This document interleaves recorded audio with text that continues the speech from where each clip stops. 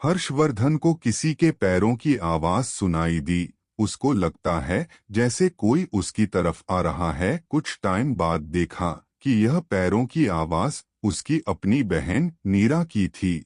हर्षवर्धन को देखते ही नीरा ने चिंता जताते हुए कहा, हर्षवर्धन, मुझे क्षमा करना, मुझे तुम्हारी बहुत चिंता हो रही थी। तुम्हारे मना करने के बावजूद भी मैं यहाँ चली आई। हर्षवर्धन ने अपने गुस्से को भुलाकर बड़े ताजुब के साथ पूछा, लेकिन तुम्हें कैसे पता चला कि मैं तुम्हें कब्रिस्तान में ही मिलूंगा? नीरा ने कहा, मुझे पता है हर्षवर्धन कि तुम अपनी माताजी से बहुत प्यार करते हो, इसलिए मुझे पूरा भरोसा था कि तुम कब्रिस्तान में ही मिलोगे। हर्षवर्धन को नीरा के चेहरे पर अपने लिए प्यार दिखाई दे रहा था। अगले ही क्षण नीरा ने हर्षवर्धन से कहा, हर्षवर्धन, तुम्हारे सामने कितनी भी बड़ी परेशानी आ जाए, मैं तुम्हारे साथ में हमेशा खड़ी रहूंगी। नीरा का अपने लिए यह मोह देखकर हर्षवर्धन के चेहरे पर एक खुशी की लहर दौड़ पड़ी।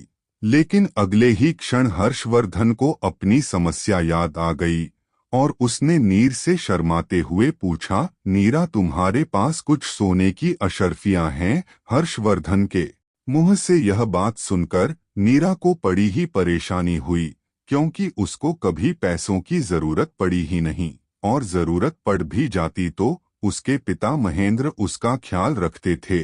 अचानक से ही हर्षवर्धन को रुपयों की क्यों जरूरत पड़ गई, यह सवाल नीरा के दिल और दिमाग में चल रहा था। नीरा हर्षवर्धन कुछ पूछने वाली ही थी, उसके पहले ही हर्षवर्धन ने कहा, मैं पिताजी को किसी परेशानी में नहीं डालना चाहता। मेरी वजह से ही उन्हें सभी के सामने बहुत जलील होना पड़ा है। तब नीरा ने हर्षवर्धन को विश्वास दिलाते हुए कहा, तो क्या तुम्हारे लिए 1100 सोने की अशर्फियां काफी रहेंगी?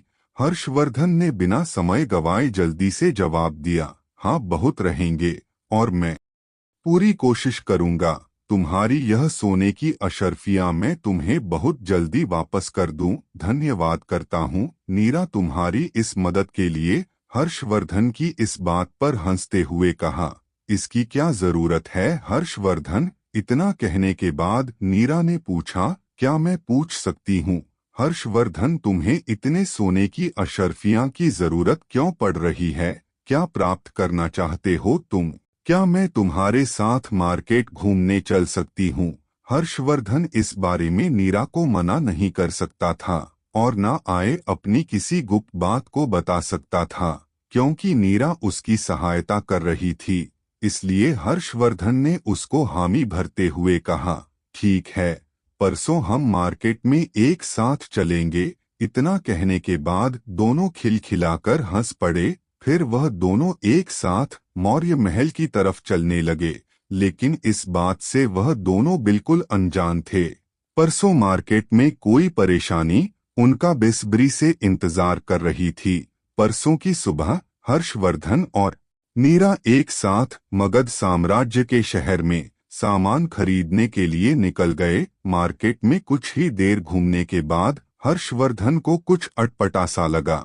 उसने ध्यान से देखा, हर दिन के मुकाबले आज की मार्केट कुछ अलग ही नजर आ रही थी। लेकिन उसको मार्केट में गोरखा दल के सिपाही भी नजर आ रहे थे। लेकिन उसकी पेनी नजर कुछ अजीब लोगों पर गई, जो किसी भी ढंग से वह व्यापारी नहीं लग रहे थे। उन्हें देखकर हर्षवर्धन समझ गया कि यह लोग यकीनन गुप्तचर हैं। तभी अचानक से हर्षवर्धन और नीरा के कानों में एक आवाज सुनाई दी, अरे हर्षवर्धन और नीरा, आप दोनों यहाँ पर? इतना सुनते ही वह दोनों वहीं पर रुक गए। जैसे ही उन दोनों ने पीछे मुड़कर देखा, एक हंसता हुआ आदमी उन दोनों के सामने आकर खड़ा हो गया। यह आदमी वर्दी से ही गोरखा दल का लग रहा था। हर्षवर्धन उसे पहचानने की कोशिश कर रहा था। उस आदमी ने कहा, आप दोनों मुझे नहीं पहचानते, लेकिन मैं आपको जानता हूँ। मुझे आपके पिताजी ने मार्केट की रखवाली के लिए रखा है और मेरा नाम जास्मीन है। उस आदमी से जान पहचान करने के बाद उसके चेहरे पर एक खुशी की लहर दौड़ गई। उसने कहा, शायद आपने मार्केट को अच्छी तरह से संभाल रखा है? जास्मीन ने तुरंत जवाब देते हुए कहा, जी हाँ, आप बताइए, मार्केट में आप क्या सामान खरीदने आए हैं? क्या आपकी मैं सहायता कर सकता हूँ? नहीं नहीं, आपकी सहायता की कोई ज़रूरत नहीं है। अगर आपकी ज़रूरत पड़ी तो हम आपको याद कर लेंगे, ठीक है। लेकिन आपको मेरी किसी भी तरह की सहायता की ज़रूरत पड़े तो आप एक बार मुझे इशारा कर दीजिएगा, मैं या मेरे सिपाही हाजिर हो जाएंगे। जास्मीन की इतनी बात को सुनकर हर्षवर्धन और नीर मुस्कुराते हुए मार्केट में सामान खरीदने के लिए आगे निकल गए। लेकिन कुछ समय के बाद नीरा को भी कुछ ऐसा लगा कि मार्केट में कुछ ना कुछ गड़बड़ तो जरूर है। तभी हर्षवर्धन की रिंग के अंदर से कामधेनु उससे बातें करने लगा। कामधेनु की आवाज को हर्षवर्धन के अतिरिक्त और कोई भी नहीं सुन सकता था। कामधेनु ने हर्षवर्धन को सचेत करते हुए कहा, तुम बिल्कुल सही समझ रहे हो, यहाँ पर कुछ भी ठीक नहीं लग रहा है। फिलहाल तुमको इस बात का सबसे ज्यादा गौर रखना है, और वो यह है कि जिस भी सामान को खरीदो वह है किसी के हाथों में नहीं जाना चाहिए। कामधेनु के इतना समझाने के बाद हर्षवर्धन ने मार्केट से खरीदा हुआ जड़ी बूटियां का सामान नीरा के हाथों में देते हुए कहा, भले ही तुम मेरी दीदी नहीं हो, पर मैं सच कहता हूँ, मैं तुम्हारी देखभाल के लिए हमेशा तुम्हारे साथ खड़ा रहूंगा। हर्षवर्धन के इतना कहते ही नीरा के चेहरे पर एक अजीब सी खुशी की लहर दौड़ गई और उसने हर्षवर्धन को प्यार से अपने गले लगा लिया। तभी कामधेनु ने हर्षवर्धन की तारीफ करते हुए कहा, अरे वाह, तुम तो बहुत ही स्मार्ट निकले। इसी दौरान हर्षवर्धन की नजर उन लोगों पर पड़ी जो थोड़े हटकर लग रहे थे। फिर उसने नीरा से कहा, यह सामान अपने हाथों में पकड़ो और इसे लेकर यहाँ से निकल जाओ। मैं तुम्हें थोड़ी देर के बाद मार्केट के बाहर मिल जाऊंगा। तब तक मैं यह जानकारी करके आता हूँ, यह व्यक्ति कौन है और मार्केट के अंदर किसकी जासूसी कर रहे हैं। नीरा हर्षवर्धन को अकेले छोड़कर नहीं जाना चाहती थी, लेकिन हर्षवर्धन के कहने पर नीरा एक अलग ही रास्ते से बाहर निकल गई। फिर हर्षवर्धन उन जासूसों की सच्चाई जानने के लिए पलटकर मार्केट की छोटी गलियों में जाने लगा। नीरा की अभी आगे बढ़ी ही थी कि कोई आदमी उसका रास्ता रोकर उसके सामने आकर खड़ा हो गया। नीरा ने जैसे उसकी तरफ देखा कि एक लंबा चौड़ा लड़का उसकी तरफ देखकर मुस्कुरा रहा था। उसकी गर्दन पर एक मानव कंकाल का चित्र बना हुआ था। वह आदमी कुछ कहता उससे पहले ही नीरा ने स्पष्ट लहजे में कहा, देखो जैकी, कि मैं जानती हूँ कि तुम आमीन दल के लीडर के बेटे हो, लेकिन मुझे इस बात से कोई फर्क नहीं पड़ता। मेरे रास्ते से अलग हट जाओ, मुझे अपना काम करने दो। नीरा की बात पर हंसते हुए जैकी ने कहा, ठीक है नीरा, तुम्हें काम से किसने रोका है? जब तक तुम मार्केट में अपना काम खत्म करोगी, जब तक तुमसे बात करने का टाइम भी मिल जाएगा। नीरा ने अपने उसी तेवर को बरकरार रखते हुए कहा, जैकी, मुझे तुमसे बात करने में कोई इंटरेस्ट नहीं है। तुम्हारे लिए यही अच्छा होगा कि तुम मेरे रास्ते से हट जाओ। नीरा की इस तरह की बातों से जैकी का अंदर ही अंदर खून खौल रहा था। फिर भी उसने दिखावटी मुस्कुराहट को बरकरार रखा और अपनी जेब से एक ब्रेसलेट को निकालकर नीरा को दिखाते हुए कहा, यह सुंदर ब्रेसलेट देख रही हो नीरा, मैंने यह स्पेशल ब्रेसलेट तुम्हारे लिए लिया है। अब इसको तुम रख लो, हम दोनों किसी और दिन मार्केट में घूम लेंगे। नीरा जैकी को मना करने वाली थी कि तभी उसकी नजर ब्रेसलेट में लगे हुए एक चमचमाते पत्थर की तरफ गई। यह चमचमाता पत्थर हर्षवर्धन की शक्ति बढ़ाने में काम आ सकता था। उस चमचमाते पत्थर को देखकर नीरा का इरादा बदलने लगा और उसने अपने मन ही मन में सोचा, मैं यह चमचमाता पत्थर राखी लेती हूँ, मैं चमचमाते पत्थर को हर्षवर्धन को दे दूंगी। नीरा मन ही मन सोचते हुए उस चमचमाते पत्थर की तरफ देख रही थी, जिसे देखकर जैकी के चेहरे पर एक खतरनाक मुस्कान आ गई। नीरा को किसी सच में डूबा देखकर जैकी ने कहा, नीरा, इसमें इतनी सोचने वाली क्या बात है? गोरखा दल और आमीन दल दोनों ही मगध साम्राज्य के सबसे ताकतवर दलों में से हैं। हम लोगों में इस तरह के गिफ्ट देना कोई नई बात नहीं है।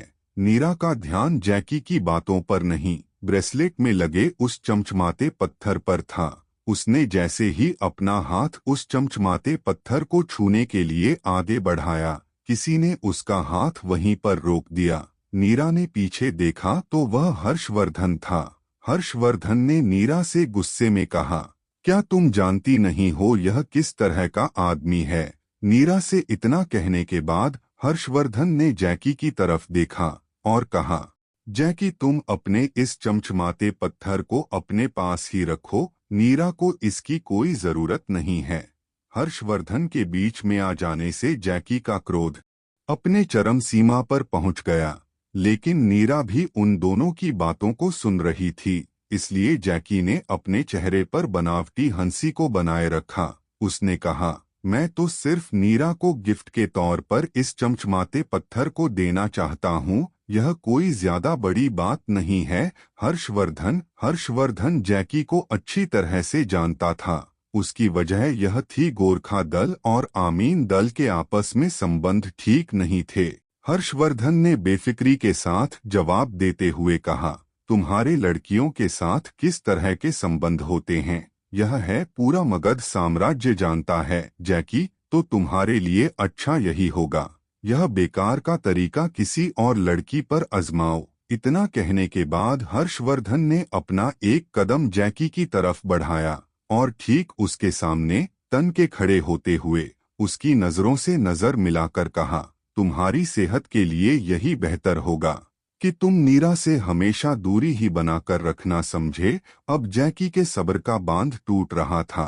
उसे इस तरह से गुस्से में देखकर आमीन दल के कुछ सिपाहियों ने हर्षवर्धन और नीरा को चारों तरफ से घेर लिया। उनकी इस पागलपंती को देखने के बाद हर्षवर्धन ने हंसते हुए जैकी की तरफ देखा और पूरे विश्वास के साथ एक सीटी मारी। हर्षवर्धन के सीटी बजते ही गोरखा दल के सिपाहियों ने वहां आकर आमीन दल के सिपाहियों को चारों तरफ से घेर लिया। अब पूरी मार्केट की जनता वहां पर इकट्ठा हो गई थी। यह सब देखकर जैकी को समझ में आ गया था कि वह और उसके सिपाही पूरी तरह से घिर चुके हैं, इसलिए उसने कहा, असली मर्द हो तो अपने सिपाहियों का सहारा छोड़कर अकेले मुझे युद्ध करने के लिए आगे आओ। हर्षवर्धन ने उसकी बात का जवाब देते हुए साफ साफ कहा, तो तुम मुझसे पूरी मार्केट में युद्ध करना चाहते हो, तो तुम्हारे हिसाब से अगर मैं मर्द हूँ मैं तुमसे युद्ध करूँ? हाँ, अगर तुम मर्द के बच्चे हो तो मुझे अकेले युद्ध करो। जैकी की इस बात पर हर्षवर्धन ने अपनी बुद्धिमानी दिखाते हुए कहा, ठीक है, अगर ऐसी ही बात है तो बताओ तुम्हारी एज क्या है? हर्षवर्धन के इस सवाल का जैकी ने कोई उत्तर नहीं दिया। तब हर्षवर्धन ने कहा, जैकी तुम 25 साल के हो और मैं अभी कुल 16 साल का हूँ, यानी कि मैं तुमसे उम्र में काफी छोटा हूँ। क्या सच में तुम मुझसे युद्ध करना चाहते हो? हर्षवर्धन के इतना कहते ही पब्लिक का ध्यान उन दोनों पर चला गया। हर्षवर्धन इस तरह की बातें करते हुए जैकी को अजीब लग रहा था। तभी हर्षवर्धन ने पब्लिक का ध्यान अपनी ओर खींचकर जैकी पर हंसते हुए कहा, देखो देखो जरा सभी देखो भाइयों, आमीन दल का बेटा जैकी मुझसे यानी कि एक छोटे बच्चे से लड़ना चाहता है। मैंने तो आज से पहले कभी युद्ध लड़ा भी नहीं है। मुझे जैसे छोटे बच्चों को हराकर आमीन दल अपनी शक्तियों का प्रदर्शन करना चाहता है। हर्षवर्धन की इस बात पर मार्केट में खड़ी पब्लिक जैकी पर हंसने लगी। अपने ऊपर इतने लोगों को हंसता हुआ देखकर जैकी एकदम आश्चर्यचकित हो गया। अब उसको भी यह बात समझ आ गई थी। हर्षवर्धन अपनी कम उम्र का फायदा उठाकर सभी के सामने उसकी बेइज्जती कर रहा था। तभी उसने हर्षवर्धन के पास आकर कहा, इस बार तेरी किस्मत अच्छी थी जो तू बच गया, लेकिन मैं बहुत जल्दी तेरे लिए भी एक तोहफा लेकर आऊंगा और वह गिफ्ट बहुत ही दर्दनाक होगा। इतना कहते हुए जैकी मुस्कुराता कर अपने सिपाहियों के साथ वहां से गुस्से में जाने लगा कि वह आगे की ओर थोड़ा सा बढ़ा ही था कि फिर उसने पीछे मुड़कर हर्षवर्धन की तरफ देखा और उसने सवाल किया, अरे हाँ, मैं तुमसे एक बात पूछना तो भूल ही गया। मैंने सुना है कि मान परिवार ने तुम्हारे परिवार के संबंध खत्म कर दिया है, क्या यह बात सही है? यह बात कहते ही जैकी हर्षवर्धन पर हंसने लगा, फिर दोबारा अपनी बात को दोहराते हुए कहने लगा, सच कहूँ तो यह बहुत अच्छा ही हुआ, क्योंकि तुम एक शून्य रैंक हो जिसकी जोड़ी कभी ओली के साथ कभी नहीं जमाती। जैकी ने ओली की बात को बीच में लाकर एक बार फिर से हर्षवर्धन के घाव को दोबारा से कुरेद दिया था। हर्षवर्धन गुस्से में कुछ गलत कर बैठता, उससे पहले ही रिंग के अंदर से कामधेनु ने हर्षवर्धन को चुप रहने को कहा और जैकी वहां से उस पर हंसता हुआ निकल गया। लेकिन अब हर्षवर्धन की आंखों में से चिंगारी निकल रही थी। तभी नीरा ने उसको रोका और समझाते हुए कहा, जान भी दो हर्षवर्धन, उसे जैकी एक पागल डॉग की तरह है, उसे तो सिर्फ बेफिजूल की बातें करने की आदत है। नीरा की बातों को मानकर हर्षवर्धन ने अपने आप को संभाला और खुद से कहा, आमीन दल के लोगों का हमारी मार्केट में घूमना एकदम गलत है, इनके लिए मुझे कुछ ना कुछ करना पड़ेगा।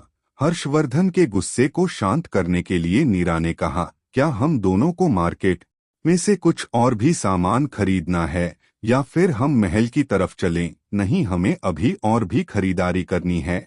ठीक है, तो चलो हम यहाँ से जल्दी चलते हैं। फिर कुछ समय के बाद एक दुकान पर हर्षवर्धन को एक चमत्कारी नीला पत्थर दिखा, जिसे देखकर हर्षवर्धन वहीं पर रुक गया, क्योंकि रिंग के अंदर से कामधेनु ने हर्षवर्धन को वह नीला पत्थर खरीदने के लिए कहा था। हर्षवर्धन ने उस पत्थर को उठाया और बहुत ध्यान से देखने लगा। जब नीरा ने यह देखा तो हर्षवर्धन से यह पूछा, क्या तुम इस चमत्कारी पत्थर के बारे में कुछ जानते हो? हर्षवर्धन अभी भी बड़े ही ध्यान से उस चमत्कारी पत्थर की तरफ देख रहा था। उसने नीरा की बातों का जवाब देते हुए कहा, नहीं, मैं कुछ भी नहीं जानता।